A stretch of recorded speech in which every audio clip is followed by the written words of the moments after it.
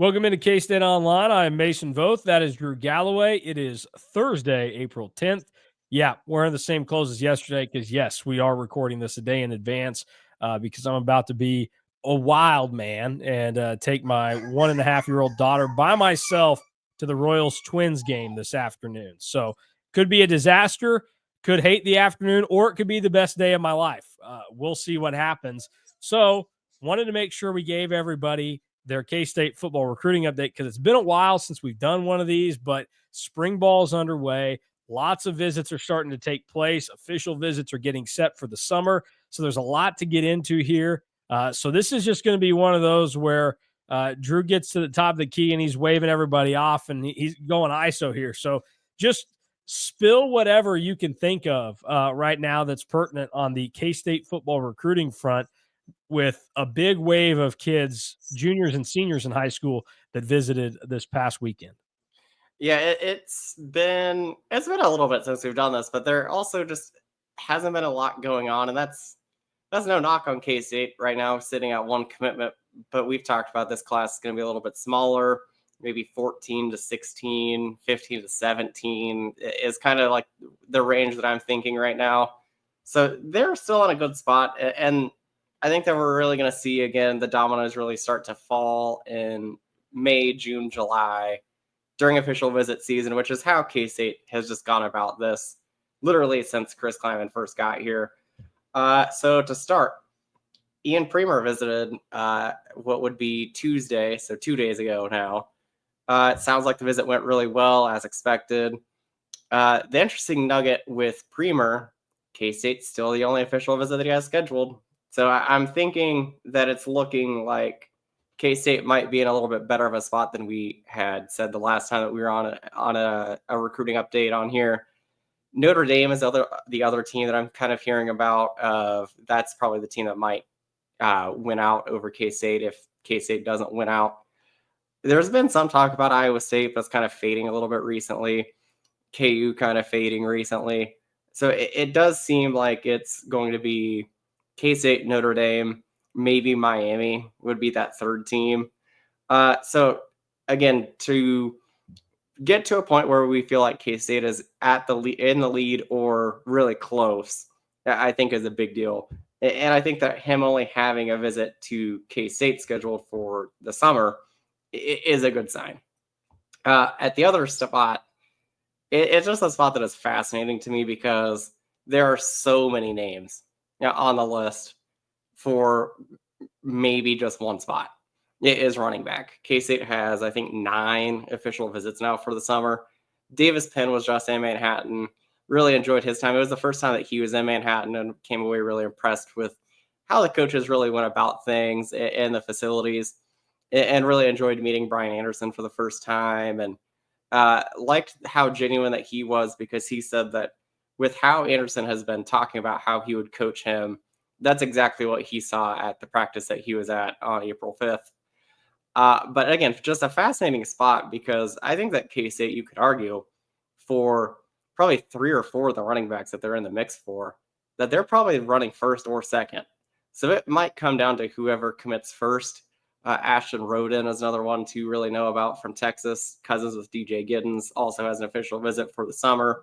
We'll probably take a visit during the spring, I would imagine. But it's probably going to be him, Davis Penn, Will Rojecki from Georgia is another one to really know. He has a Georgia offer, but still doesn't have an official visit scheduled to Georgia yet. So you kind of wonder where he's at on their recruiting board. So that's just a fascinating spot. We're seeing more offensive linemen come in and visit, which is something that I think is noteworthy, because when you have a coaching change, you never really know what's going to happen when the next coach steps in. Brian LePack steps in, and the board has gotten a little bit different for K-State at the offensive line, but has mostly stayed the same. And like one of those that has stayed the same was Bennett Frazier from Missouri, where I think the K-State is probably the likely leader over Missouri. And you're probably looking at a class of 2, maybe 3 offensive linemen. Frazier would be somebody that gives them a little bit of flexibility, because he could probably play guard or tackle in college. So I would say that he could be like a best available player kind of guy. Frazier also an official visit over the summer. and it will look to commit after those visits. And it's likely going to be between K-State and Missouri, with I think K-State having a slight edge. And then the other offensive lineman to really know about right now is Noah Best from Midlothian, Texas.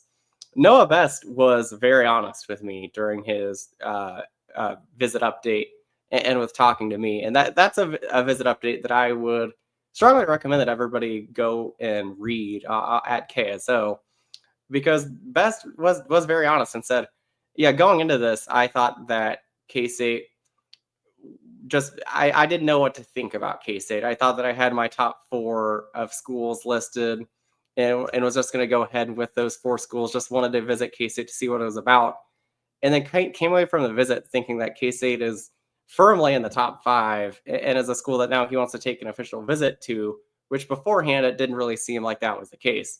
So for K State to knock that out of the park for Best, I think is a big deal, because Noah Best is almost a 4-star in the On3 rankings, and I believe he is in the consensus or the industry ranking.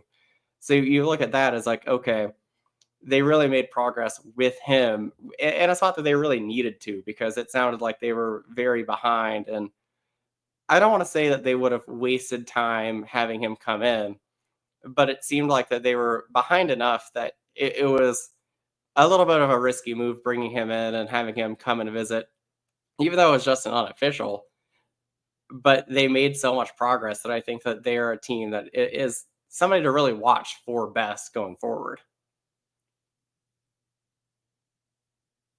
Yeah, no, so a couple of things there. First, Best, that's a guy that you really like. I know you. I think initially sent a thing when the visit was going on that I like this guy a lot. So that stands out. And then the running back thing I want to get into, because we've talked about this so much, because this might be the most fascinating part of K-State's 2026 recruiting class. They're involved with a ton of these guys like you've talked about.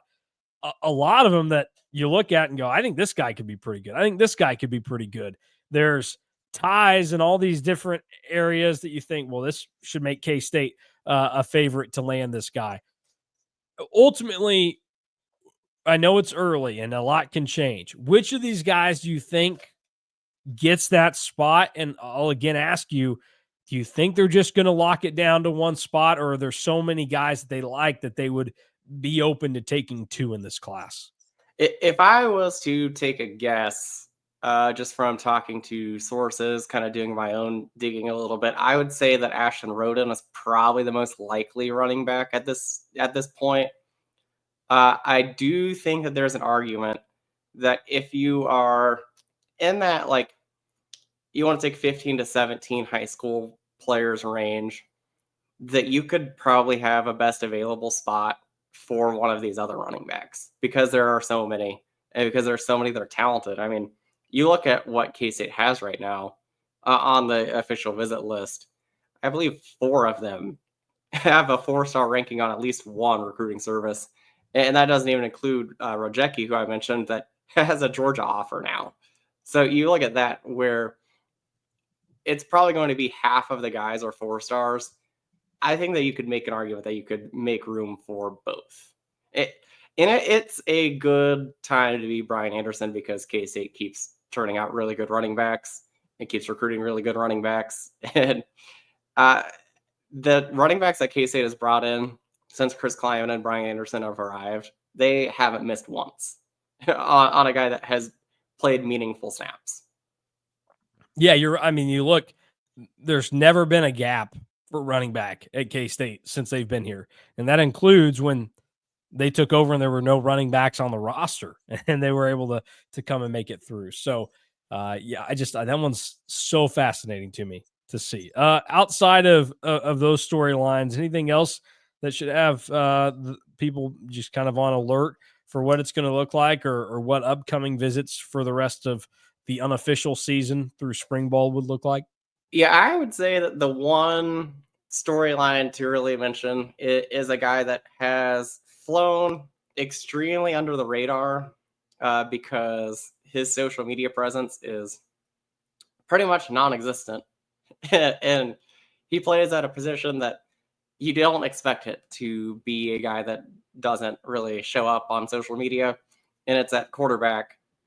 Brady Palmer from California will be visiting what will be tomorrow, April 11th. K-State has been involved with him for a little bit, offered him last May, I believe. Have done a little bit of shuffling on their quarterback recruiting board on what they want and who they want. And now Palmer is going to be the first one to come in on an unofficial visit that has an offer. What does that mean? I don't really know at this point. Like, I wouldn't say that he is going to be a guy that just like commits right away.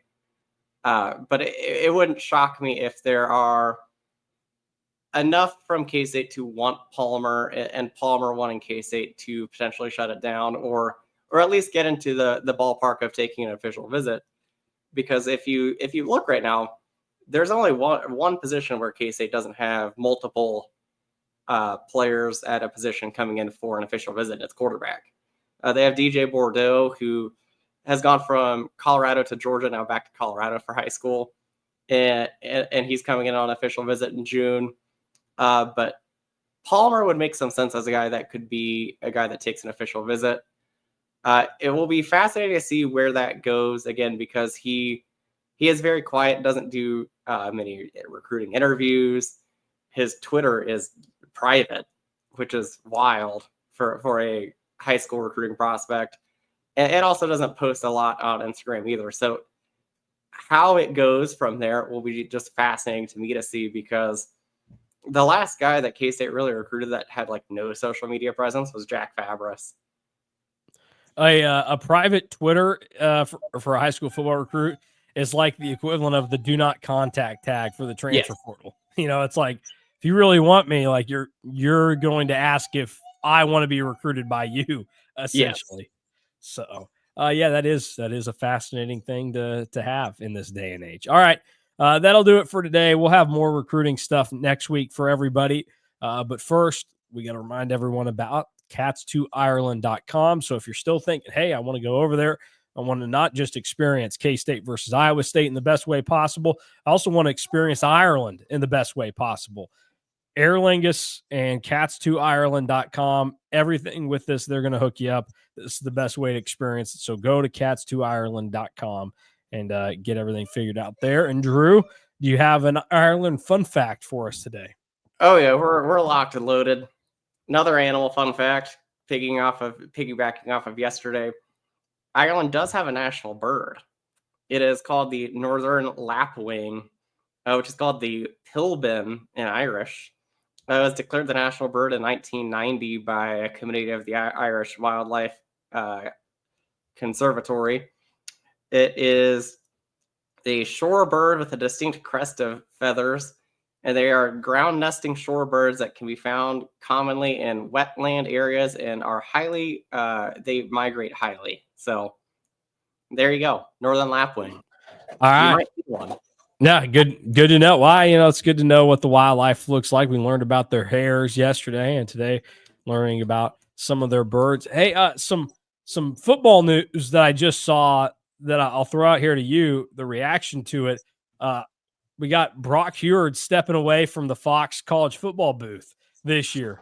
That's tough news for anybody in the Big 12 that knows that you're not getting Gus and Joel, which is okay, because I think Benetti and Heward was the real number one, the people's number one booth.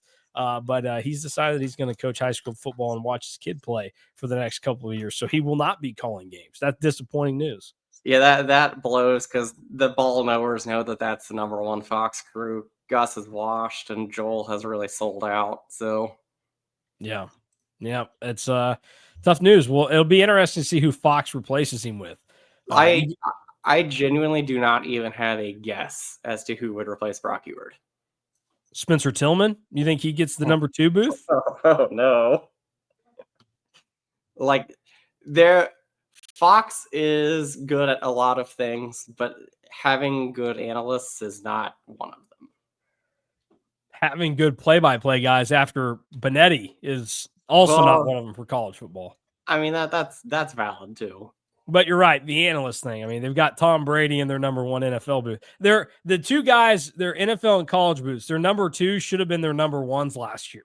Yeah. Like, Heward and Olsen should have been their number ones. But I'm not the Fox Sports executive that is under investigation for doing possibly inappropriate things with female employees, So I don't get to call those shots. But if the trade-off is that I'm not possibly not a good guy to women, and then I'm okay with not having to make the decisions for Fox. I'll just criticize them.